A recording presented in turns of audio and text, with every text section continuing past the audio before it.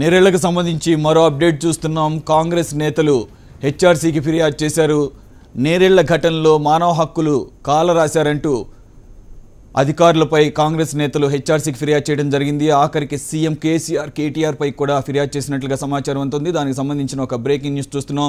త్వరలోనే నేరేళ్ల కూడా కేంద్ర బృందం రానున్నట్లుగా సమాచారం అందుతుంది. నేరేళ్ల ఘటనపై హెచ్ఎంటీవీ వరుస కథనాలకు స్పందించిన కాంగ్రెస్ నేతలు జాతీయ మానవ హక్కుల సంఘాన్ని కలవడం జరిగింది. నేరేళ్లలో దళితులపై థర్డ్ డిగ్రీ ప్రయోగం ఘటనను ఎన్హెచ్ఆర్సీ దృష్టికి తీసుకెళ్లారు. నేరేళ్ల ఘటనపై దర్యాప్తు చేయాలని కోరారు. దానికి సంబంధించిన ఒక బ్రేకింగ్ న్యూస్ని హెచ్ఎంటీవీ స్క్రీన్ మీద చూడొచ్చు. ఓకే, లేటెస్ట్ డీటెయిల్స్ కోసం, కంప్లీట్ డీటెయిల్స్ కోసం మా ఢిల్లీ రిపోర్టర్ శిరీష్తో మాట్లాడదాం. శిరీష్, ఆఖరికి ఇది కేంద్ర ప్రభుత్వం దృష్టికి కూడా తీసుకెళ్ళినట్లుగా తెలుస్తోంది. అలాగే ఎన్హెచ్ఆర్సీలో కూడా కాంగ్రెస్ నేతలు అఫీషియల్గా ఫిర్యాదు చేసినట్లుగా తెలుస్తోంది. నేరేళ్ల ఘటన మీద మీ దగ్గర ఉన్న కంప్లీట్ అప్డేట్స్ ప్లీజ్.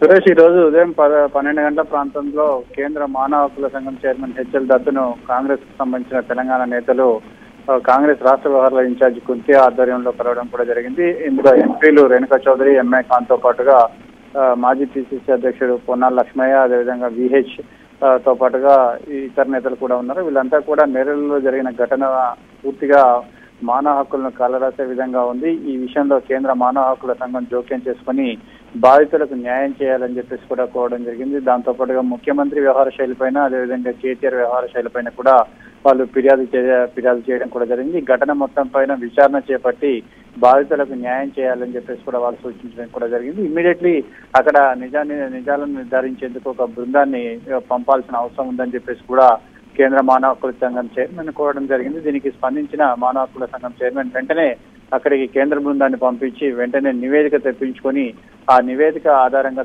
తదుపరి చర్యలన్నిటి కూడా తీసుకుంటామని చెప్పేసి కూడా వాళ్ళకు హామీ ఇవ్వడం అనేది కూడా జరిగింది.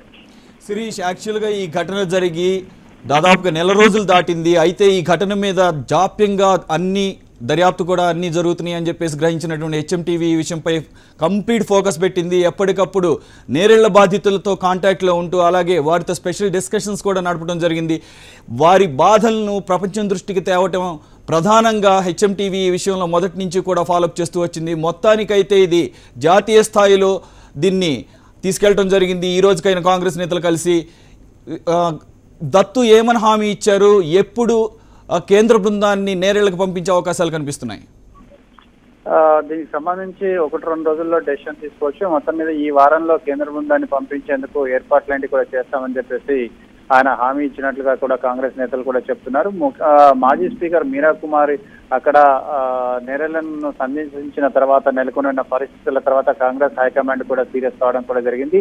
ఈ విషయాన్ని జాతీయ స్థాయిలో దీనికి ప్రచారం కల్పించాలి, జాతీయ స్థాయిలో తెలంగాణ ప్రభుత్వం యొక్క తీరును ఎండగట్టాలని చెప్పేసి కూడా కాంగ్రెస్ పార్టీ నిర్ణయించిన నేపథ్యంలో దీన్ని హైలైట్ చేసే ప్రయత్నం చేస్తుంది. దానిలో భాగంగానే ఈ రోజు మానవ హక్కుల సంఘం చైర్మన్ ని కలిసి ఫిర్యాదు చేయడంతో పాటు బాధితులకు న్యాయం చేయాలని చెప్పేసి కోవడంతో పాటు ముఖ్యమంత్రి, అదేవిధంగా కేటీఆర్ వ్యవహార శైలిపైన ఇద్దరిపైన కూడా ఫిర్యాదు అనేది కూడా చేయడం కూడా జరిగింది. కాబట్టి దత్తు దీనిపై విషయంలో సానుకూలంగానే స్పందించాలని చెప్పేసి కూడా చెప్తున్నారు నేతలు.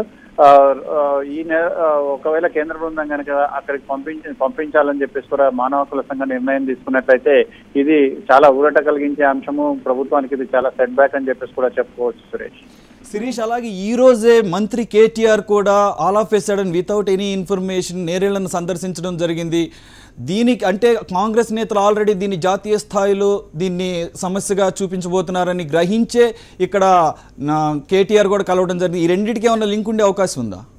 తప్పకుండా. ఎందుకంటే ఆ ఘటన అనేది ప్రభుత్వం ఎంత సమర్థించుకునే ప్రయత్నం చేసినప్పటికీ కూడా అది ప్రభుత్వానికి ఇబ్బంది కలిగించే అంశం అని చెప్పొచ్చు. అక్కడ జరిగిన విషయాలన్నిటి కూడా అందరికీ స్పష్టమవుతున్నాయి, అందరికీ కళ్ళకు కట్టినట్టుగా కూడా కనిపిస్తున్నాయి. కాబట్టి జాతీయ స్థాయిలో ఇది దీనిపైన వ్యతిరేకత అనేది కూడా రాకముందే డ్యామేజ్ కంట్రోల్ చేసుకోవాలని చెప్పేసి కూడా ప్రభుత్వం భావించినట్లుంది. దానిలో భాగంగానే ఎటువంటి సమాచారం లేకుండానే కేటీఆర్ అక్కడికి వెళ్లారని చెప్పేసి కూడా రిపోర్ట్స్ అన్నిటి కూడా వస్తున్నాయి. దీన్ని కూడా కాంగ్రెస్ నేతలు కేంద్ర మానవ హక్కుల సంఘం దృష్టికి కూడా తీసుకెళ్లడం కూడా జరిగింది. ఎందుకంటే ఇదంతా కూడా నిన్న వీళ్ళు నిర్ణయించుకున్న అపాయింట్మెంట్ ఈ రోజు ఉదయం 11:30 కలవాలని చెప్పేసి నిన్న నిర్ణయించుకున్నారు. కాబట్టి తాము అపాయింట్మెంట్ అనేది కూడా ఫిక్స్ చేసుకున్న తర్వాత రాష్ట్రంలో జరిగిన ఘటనలను కూడా మానవ హక్కుల సంఘం దృష్టికి వాళ్ళు తీసుకెళ్లడం కూడా జరిగింది. శిరీష్, అలాగే మనం ఈ నేరేళ్ల బాధితుల తల్లిదండ్రులతో ప్రత్యేకంగా మాట్లాడటం జరిగింది. వారితో స్పెషల్ లైవ్ ప్రోగ్రామ్స్ కూడా కండక్ట్ చేయడం జరిగింది. ఆ ప్రోగ్రామ్స్లోనే వాళ్ళు క్లియర్గా కళ్ళకు కట్టినట్లు వారి అబ్బాయిల్ని వాళ్ళు ఎంతగా చిత్రహింసలు పెట్టారు, ఎస్పీ ఏ విధంగా వాళ్లను దూషించాడు కులం పేరుతోనూ, అలాగే ఈ విషయాలు కనుక కోర్టులో చెప్తే గనక వాళ్ళ ఆడవాళ్ళనేమో బ్రోతల్ కేసుల్లోనూ మగవాళ్ళనేమో డ్రగ్స్ కేసుల్లో నిరికిస్తానని బెదిరించడం జరిగింది. అలాగే కోర్టులో హాజరుపరిచేటప్పుడు వాళ్ళకి పెయిన్ కిల్లర్స్ ఇవ్వడం జరిగిందని అన్నీ కూడా కళ్ళకు కట్టినట్లు ప్రపంచం దృష్టికి మనం హెచ్ఎంటీవీ ద్వారా తీసుకురావడం జరిగింది. ఈ పరిస్థితుల్లో వాళ్ళకి న్యాయం చేసే విధంగా హెచ్ఆర్సీ ఏ విధంగా ముందుకెళ్లే అవకాశాలు కనిపిస్తున్నాయి? ప్రస్తుతం హెచ్ఆర్సీ వీళ్ళు ఇచ్చిన కంప్లైంట్ ను పరిశీలిస్తుంది సురేష్. పరిశీలించిన తర్వాత దాని మీద చర్చించిన తర్వాత ఒక బృందాన్ని పంపిస్తుంది. ఒకవేళ వాళ్ళు ఇచ్చిన కంప్లైంట్ లో నిజాలన్నిటి కనుక ఉన్నాయని చెప్పేసి కేంద్ర మానవ హక్కుల సంఘం భావించినట్లయితే దానిపైన వెంటనే తమ బృందాన్ని పంపించి అక్కడ క్షేత్రస్థాయిలో పర్యటింపజేసి ఒక రిపోర్ట్ అనేది కూడా తెచ్చుకునే అవకాశం ఉంది. లేదంటే ఇతరత్ర సోర్సెస్ ద్వారా కూడా రిపోర్ట్లు కూడా తెచ్చుకునే అవకాశం ఉంది. మీడియాలో వచ్చిన రిపోర్ట్లు వీటన్నింటినీ కూడా ఎన్హెచ్ఆర్సీ పరిగణలో కూడా తీసుకునే అవకాశం ఉంది. వీటన్నింటినీ కూడా పరిశీలించిన తర్వాత అప్పుడు తదుపరి చర్యలు ఏంటి అనే దాని గురించి కూడా కేంద్ర మానవ హక్కుల సంఘం ప్రకటించవచ్చు. కాకపోతే ఇష్యూ అనేది కూడా చాలా సీరియస్ గానే కనపడుతుంది కాబట్టి కేంద్ర మానవ హక్కుల సంఘం కూడా ఈ విషయంలో చాలా సీరియస్ గానే స్పందించవచ్చు అని చెప్పేసి తెలుస్తోంది Suresh. Okay, thank you Suresh. Keep updating us. Thank you. అది నేరేళ్ల ఘటనపై హెచ్ఎంటీవీ వరుస కథనాలకు స్పందించిన కాంగ్రెస్ నేతలు జాతీయ మానవ హక్కుల సంఘాన్ని కలవడం జరిగింది. నేరేళ్లలో దళితులపై 3rd డిగ్రీ ప్రయోగం ఘటనను ఎన్హెచ్ఆర్సీ దృష్టికి తీసుకెళ్లారు. నేరేళ్ల ఘటనపై దర్యాప్తు చేయాలని కోరారు. త్వరలోనే నేరేళ్లకు ఒక కేంద్ర బృందాన్ని పంపించనున్నట్టుగా ఎన్హెచ్ఆర్సీ కూడా ఒక హామీ ఇవ్వడం జరిగింది.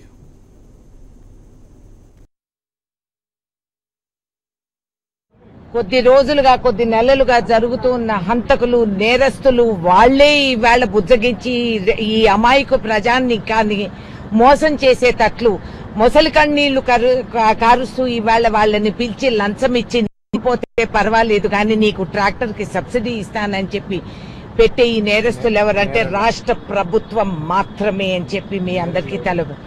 నేరెళ్లలో 42 మంది ఇవాళకి గత 2 సంవత్సరాలుగా అమాయకుల్ని హత్యలు చేసి వాళ్ళపైన చర్య తీసుకోకుండా ఈ ప్రభుత్వం ఎందుకు మైమరిపించేయడానికి ప్రయత్నిస్తూ ఉంది?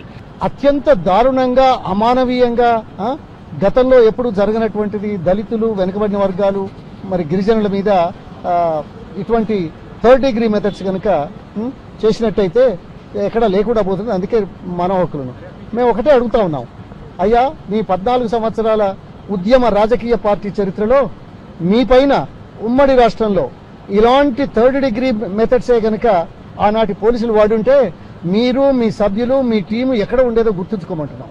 ఏదేమైనా మానవతా కోణం, మానవీయ దృక్పథం, ప్రజల కోసం ప్రభుత్వం అనే విధంగా పరిపాలన కొనసాగించాల్సిన అవసరంలో మానవ హక్కుల కమిషన్కు రావడమే ఒక చెంపపెట్టుగా గుర్తించి ఇంకా 2 సంవత్సరాల కాలం లోపట ప్రజల పక్షాన నిలబడమని డిమాండ్. సిరిసిల్లాలో మొన్న జరిగినటువంటి సంఘటన చాలా దుర్మార్గం.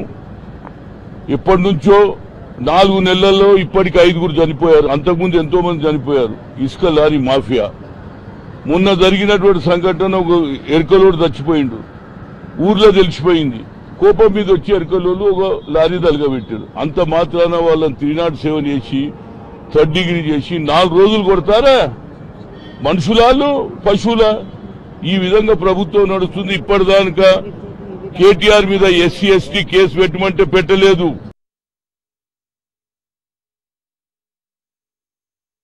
పూర్తిగా మానవ హక్కుల ఉల్లంఘన జరుగుతూ తెలంగాణలో ఒక బడుగులపైన, బలహీన వర్గాలపైన, రైతులపైన పూర్తి స్థాయిలో మానవ హక్కుల ఉల్లంఘన జరుగుతున్నటువంటి ఒక తరుణంలో ఈరోజు తప్పనిసరి పరిస్థితుల్లో, ఎందుకంటే రాష్ట్రంలో మానవ హక్కుల సంఘానికి కమిషన్లు కూడా అపాయింట్ చేయకుండా తాత్సారం జరుగుతున్న వైనంలో తప్పనిసరిగా ఈరోజు నేషనల్ హ్యూమన్ రైట్స్ కమిషన్ వారి తలుపు తట్టడం జరిగింది. ఇవాళ పోలీసులు దాదాపు నెల రోజులు అయిపోయింది వాళ్ళ నేరలలో ఉన్నటువంటి వాళ్లపై అప్రజాస్వామికంగా వ్యవహరించి వాళ్ళని చిత్రహింసలు పెట్టి నెల రోజులైనప్పటికీ కూడా ఇంతవరకు అక్కడ ఉన్నటువంటి ఎస్పీ పైన చర్యలు తీసుకోకపోవడంతో ఆ ఎస్పీ పైన చర్యలు తీసుకోవాలని చెప్పని ప్రభుత్వం పైన చర్యలు తీసుకోవాలని చెప్పని మానవ హక్కుల కమిషన్ దగ్గర రావడం జరిగింది. వారు చాలా సానుకూలంగా స్పందించినారు. మానవ హక్కుల కమిషన్ చైర్మన్ వారు ఇమీడియట్ గా ఒక కమిటీని కూడా తెలంగాణ రాష్ట్రానికి పంపిస్తాను అని చెప్పని అక్కడున్న సమస్య పట్ల పూర్తిగా సానుకూలంగా స్పందించినారు.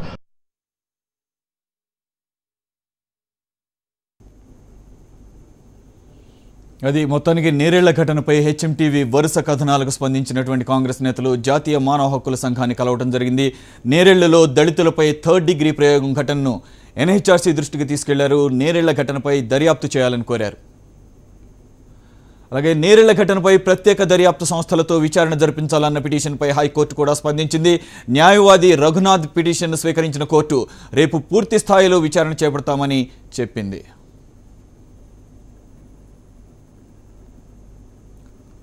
బులెటిన్లో short break. Stay with us.